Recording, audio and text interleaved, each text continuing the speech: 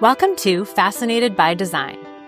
I'm a 4/6 splenic projector, living my design in real time and sharing insights from decades of practicing psychology and energy medicine. Ready to dive into what's fascinating me today? Let's go.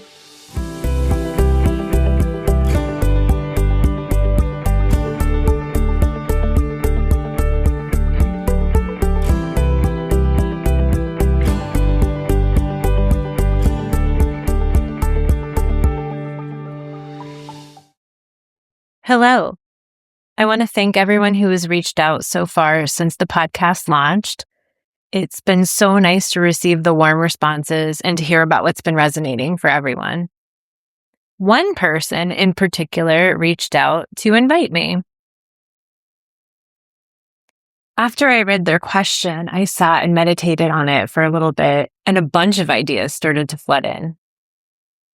And because of that, I decided I wanted to answer that question for my next episode. It's actually been really fun to put these ideas together, and I think this might be one of my favorite types of episodes I create. The question was about contemplating addiction and thinking about numbing, avoidance, staying stuck, and staying small in old habits that hold you back. There's a whole biochemistry of addiction, especially when we're talking about substances, that I'm not going to get into. Instead, I'm going to use this question to offer a framework for thinking about behavior change, especially when you feel like you've been working to change something for a long time and you're not really seeing a lot of results. The first way that I think about this comes from my background in behaviorism. What cognitive behavioral therapists learn to do with behavior is to conduct what's called a functional analysis. And that name pretty much describes what it is. You look at what the function of a behavior is for a person, the contexts in which the behavior comes up, and what the outcomes of the behavior are. And the more you understand the variables that affect whether that behavior increases or decreases or stays the same, shows you how to intervene. The first place you look is whether you have the skill that you need to engage in that behavior. For example, I've worked with people with social anxiety that haven't learned a lot of skills about how to start conversations or deal with awkward pauses in conversation. Building competency with a behavior is necessary for success. If you already have that competency, it may be that you have to do a different approach. And then sometimes people try a bunch of different behaviors, and none of them are giving them the results that they're hoping for. The next place you want to look is at your emotions. People have different relationships with different emotions. In some families, anger is the worst emotion that anyone could express. And other ones, somebody's anxiety took up all the space in the family. And so we all have different relationships to different emotions. Some we accept and some we tend to push away. The ones that we tend to push away are the ones we're more likely to want to use numbing behaviors in order to get rid of. I often say to people that if I could teach the world one thing, it would be to accept their emotions and to learn to hold them. Distress tolerance and your willingness to sit in discomfort is necessary to create a pause to prevent you from engaging in impulsive behavior. This is why I created a free offering called Sacred Discomfort. I really believe that it is a foundational tool for behavior change and growth. Once you can sit with discomfort, you may start to look at some of the beliefs that you have that are affecting the kind of discomfort that you're experiencing. Most of us are stuck in limiting beliefs and stories. And the challenging thing for a lot of people is that they may not even realize they're doing that. The limiting beliefs and stories we've developed is often just the way that we made sense of the world as we were developing as children, as we understood ourselves and relationships and the world around us. And this could be a topic for a whole other conversation, but once you've established a way of seeing the world, your brain is motivated to maintain that worldview. Even though you may be stuck in a story or a limiting belief, you are motivated to have consistency in the way you experience yourself and the world. A lot of limiting beliefs come from not being able to see the power that you hold in your life and in your situation to be an agent of change. This is a lot of what I talked about in the last episode. And stories are often other people's stories that we have taken in through our life. We may have been told that we are the troublemaker, the quiet one, the golden child. And then those identities can feel like traps, like things we're expected to live up to and embody. They may become so comfortable in their familiarity that we would question who we would be without them. Many of us cling to beliefs because it's preferable than facing the uncertainty of becoming someone new. So those are all the kinds of things that I explored in my work as a psychologist. And I saw a lot of people make a lot of change looking at those levels. Unfortunately, I've also seen a lot of people trying very hard to change using that process and still feeling stuck. Now I know that that's when we need to look at the level of the spiritual, the energetic, the mythical. I'll start with the mythical. Consider if you are living a mythical story of a well-known archetype. I shared a little bit about the victim archetype in the last episode. One that I've explored quite a bit is the archetype of the fool. And each archetype has both light qualities to it and shadow qualities to it. The shadow of the fool archetype is what I think a lot of people think of. To be made a fool of, to embarrass yourself, to be taken advantage of, to be revealed as naive. Sometimes we can get so afraid of the shadow side of an archetype that we push it away entirely, meaning we don't get to experience any of the light qualities either. The light of the fool archetype is trust, living in the present moment, surrender. There's some really beautiful depictions of the fool in the light on some tarot decks, as the fool is card 0. It's the beginning of a journey. At the energetic level, I often see things like soul contracts, ancestral patterns in the ancestral lineage, energetic connections to another time and place, such as a past or parallel life, or whatever way of thinking that makes sense to you.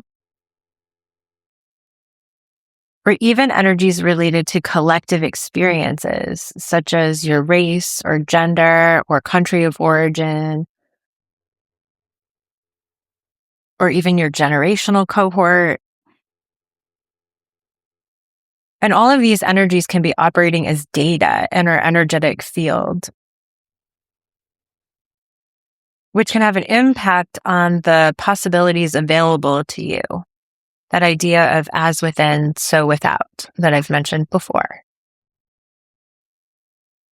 One of the reasons why people feel stuck in habits or behaviors that they want to get rid of may be that they haven't found the right level of intervention for that change.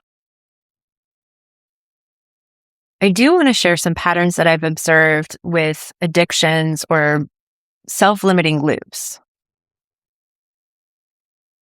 When I track someone's energy body, I can see a cord that goes from their heart all the way down into the earth, and a cord that goes from their heart all the way up to the divine.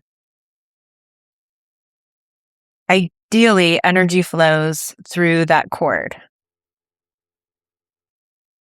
Ideally, we're well connected to and grounded in earth energy because we need earth energy to bring things into the physical. With addiction specifically, I often see a disruption in the connection to the divine.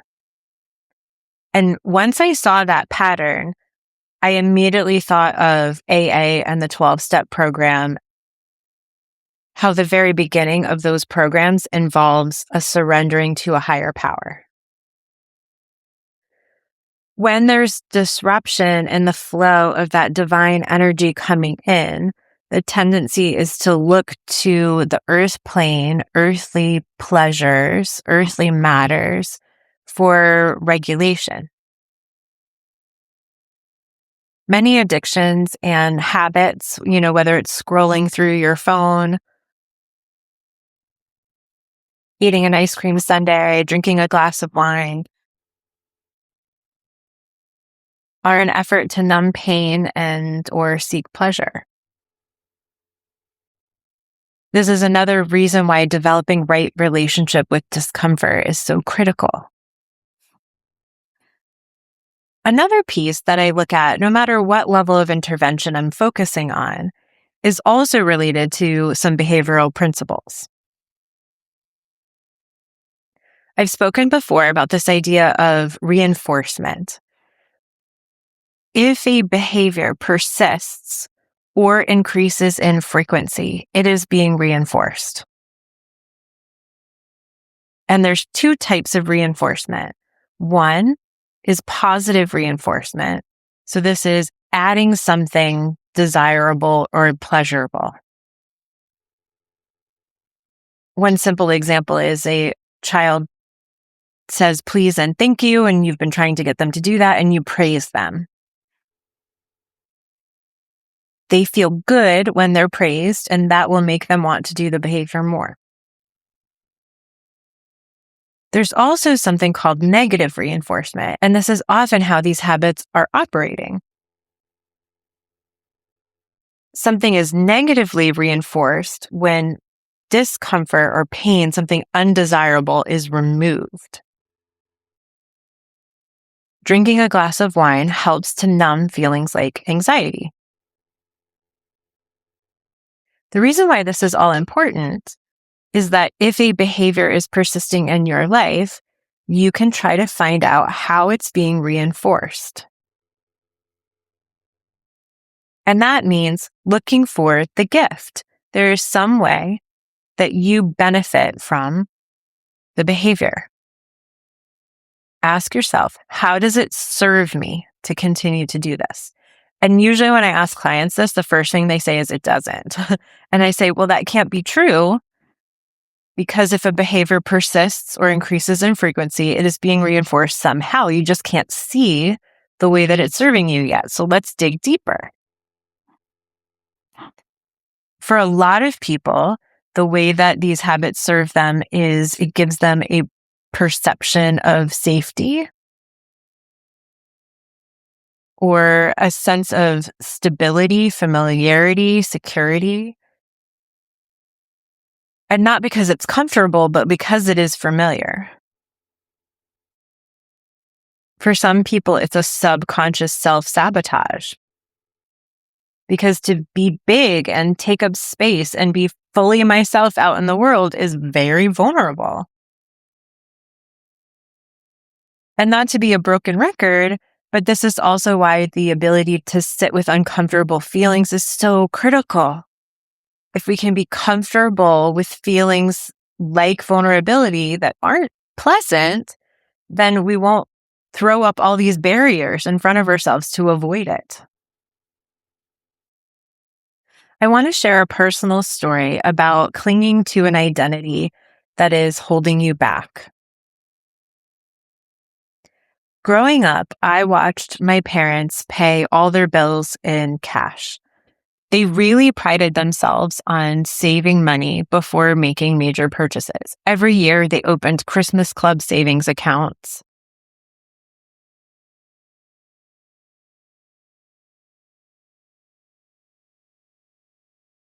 And they talked often about having really good credit and the advantages that come with that.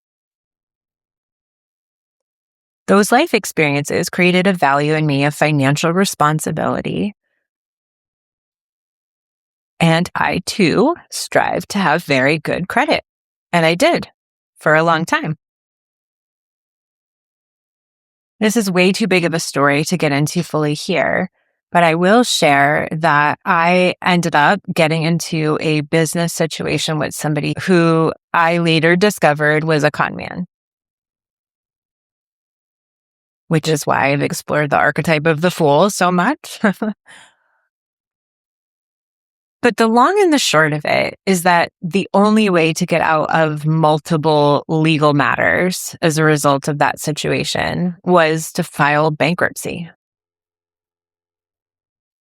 To be honest with you, when I first learned that, I was pretty sure I could find another way. I was not very thrilled about the idea of that being my only path. And the more I tried to figure out how to protect being someone with good credit,